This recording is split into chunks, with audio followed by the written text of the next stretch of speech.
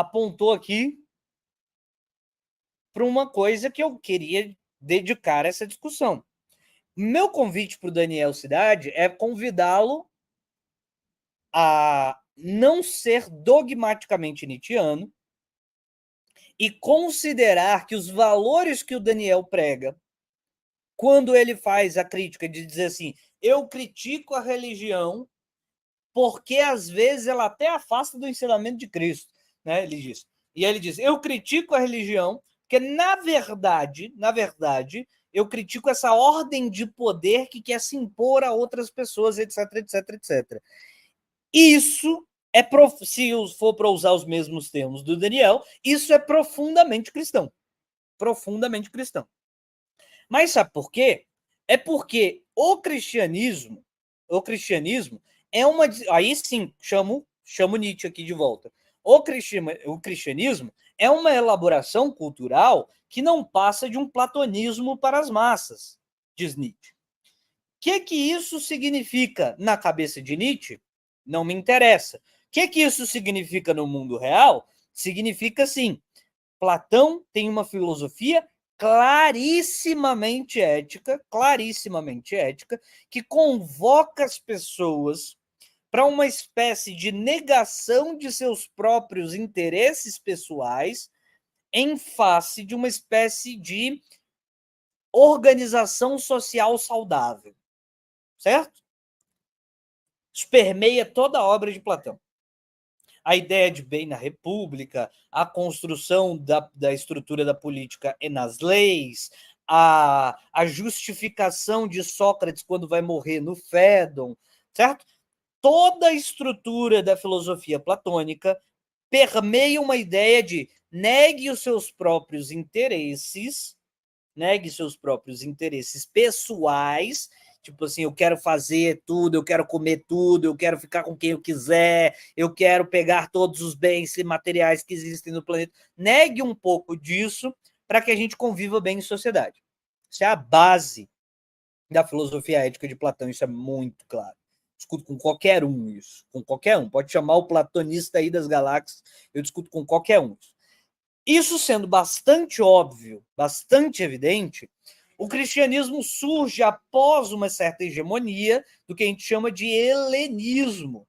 Passa 300 anos de divulgação de platonismo, 300 a 200 anos, mais ou menos 200 anos. Mais ou menos 300 a 200 anos de divulgação do helenismo, com foco em Menino Platão, quando surge o cristianismo.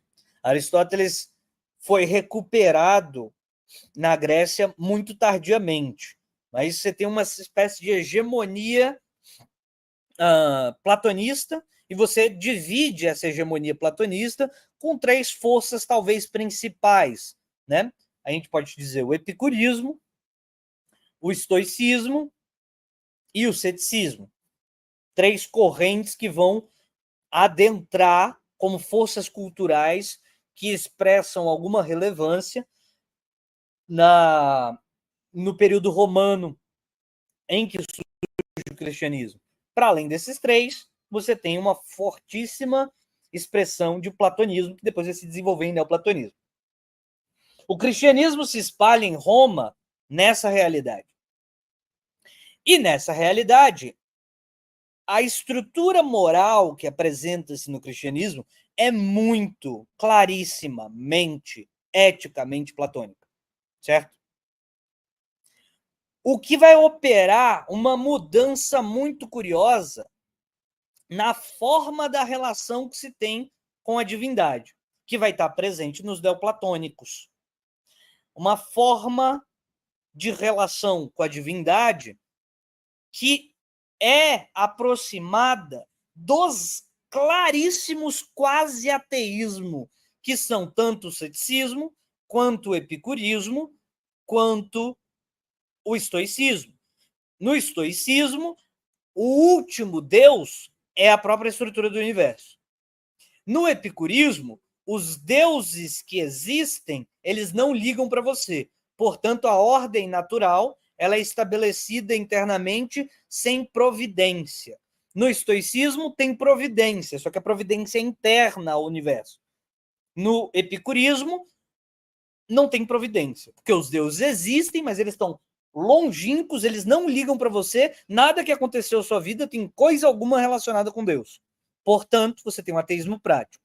No estoicismo, a providência está inscrita na própria natureza e você pode lê-la de maneira racional no limite das suas capacidades. Portanto, não tem que ficar pedindo para os deuses realizarem nada, porque a ordem da providência está inscrita na natureza. Portanto, você também tem um ateísmo prático, inclusive vocacionado a entender a ordem das coisas, a cosmologia das coisas. É um ateísmo com mais inclinações científicas ainda do que o epicurismo. Um ateísmo prático nesse sentido, né? Você vive a vida vivendo a vida, né? E não tal. E no ceticismo, o ceticismo é um erro galho.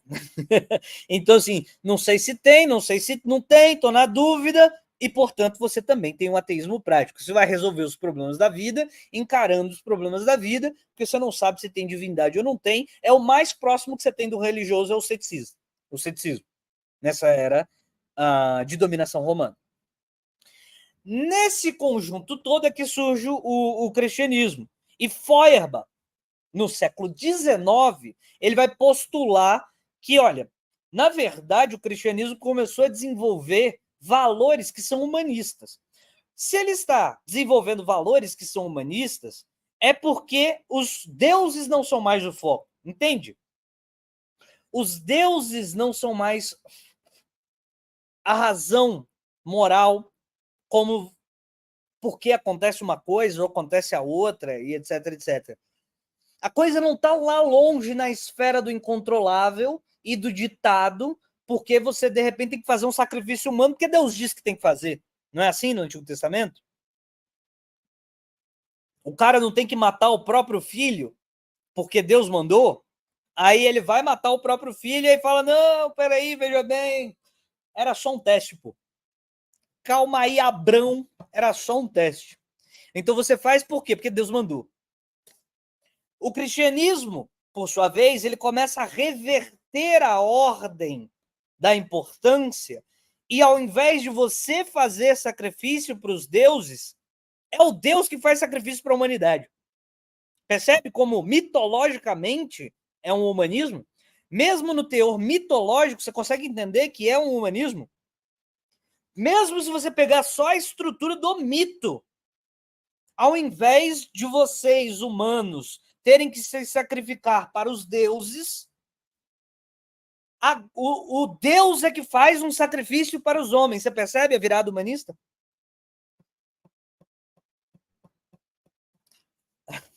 Guilherme diz, caraca, faz sentido. É que eu sou esperto, pô. É que eu estudo, pô. Entenderam? O cristianismo é clarissimamente uma estrutura de narrativa humanista, cara. Clarissimamente. E eu fui só na pegada da mitologia, pô. Eu fui só na pegada da mitologia. Esquece a mitologia. Pega os ensinamentos que aparecem no Novo Testamento a respeito da humanidade. Aí veja, aí você vai falar assim, não, mas se você pegar o Novo Testamento, ele fala mal de viado pra cacete, não fala? Paulo nem apóstolo ela. Paulo, eu não posso xingar, né? Veja, Paulo não era apóstolo, certo? No texto, Paulo não era apóstolo. Era um romano que nunca entrou em contato com Jesus. Era um romano que nunca entrou em contato com Jesus. Nunca, no texto. Estou dizendo do próprio texto, certo? E aí, saiu escrevendo um monte de abobrinha que foi tomada como sagrada na Igreja Católica. Um monte de abobrinha. Um monte. Paulo nunca entrou em contato com Jesus na própria Bíblia, certo? Eu não estou falando de negar o texto. Eu não estou falando de dar superinterpretação. Eu estou dizendo, Paulo nunca entrou em contato com Jesus. segundo a própria Bíblia. Estou contando algum segredo? Não, mas nem todo mundo leu a Bíblia, pelo amor de Deus. Nem todo mundo leu a Bíblia. Agora, nas narrativas que são feitas pelos caras que estiveram com o cara no texto bíblico, boa parte dos textos apontam alguns ensinamentos desse sujeito que se chama Jesus Cristo, que esses ensinamentos são relacionados à construção de comunidades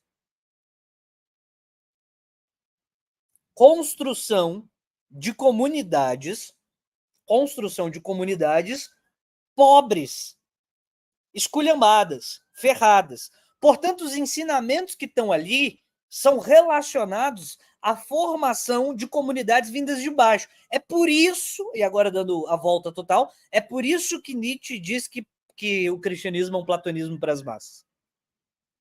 Certo? É por isso que Nietzsche diz que o cristianismo é um platonismo para as massas.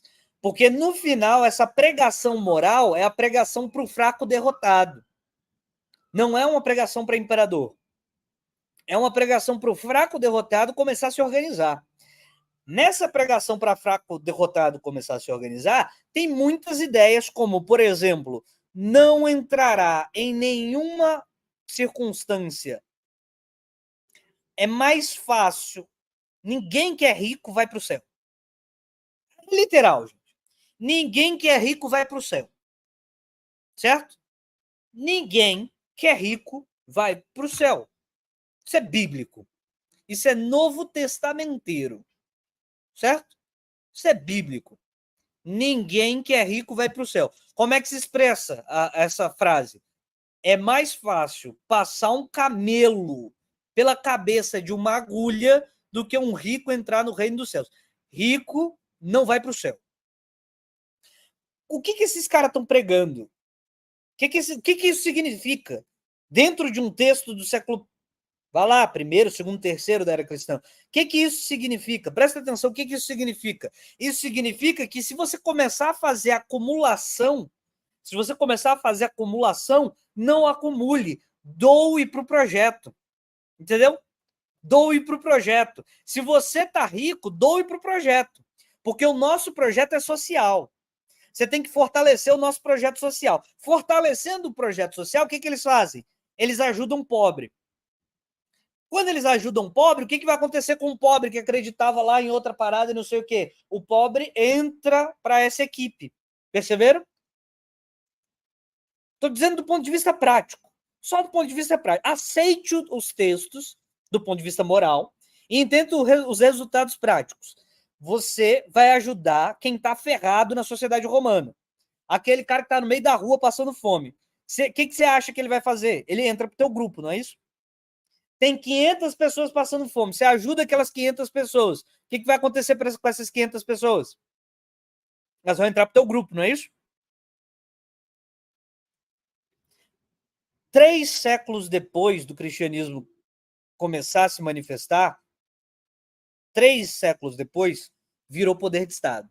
Eu estou explicando para vocês de um ponto de especulação materialista. Bom, você ensina que a maioria que é ferrada precisa de ajuda, você pega o rico que está acumulando para bosta nenhuma e coloca ele para colaborar com a equipe, para crescer o grupo e para ajudar quem está precisando. Você estrutura disseminação de convicção que vai se espalhando lá do Oriente Médio até alcançar todos os cantos do Império Romano. E aí você vai para lá e diz assim, ó, eu não tô aqui para brigar. Meu reino não é da terra. Meu reino não é da terra. Meu reino é dos céus. Eu venho aqui, não é para tomar, ó, se o cara pedir tributo, paga o tributo. Não briga. Não briga. O que você está fazendo? Você está transformando essa cultura desse grupo que está se estabelecendo como um grupo que não é uma ameaça ao status quo. Ou seja, ele não vai ser violentado gratuitamente. A intenção é essa. Percebe? Ainda assim, os caras são perseguidos. Só que se você está sendo perseguido sem atacar a estrutura central, você consegue uma espécie de vitimismo, que em grego, em latim, eles vão chamar de Marte. Eles vão chamar de Marte. Ah, ele foi martirizado, porque ele não fez nada de errado, percebe? E você começa a se organizar, certo? Você começa a estruturar várias organizações políticas que se apoiam na base social, organizam e distribuem riqueza para fazer a coisa funcionar, mostra para as pessoas que é tudo mitologia, essas crenças estabelecidas, mas também não fica brigando com ninguém no sentido de matar, vai fazendo o seu trabalhinho, vai organizando. Século IV tinha tanto cristão em Roma, tanto cristão em Roma, tanto cristão em Roma, que o imperador que estava lutando contra outros decide dizer, eu sou cristão. Aí flipou a moeda. Aí flipou completamente a moeda. Entendem o que eu estou dizendo?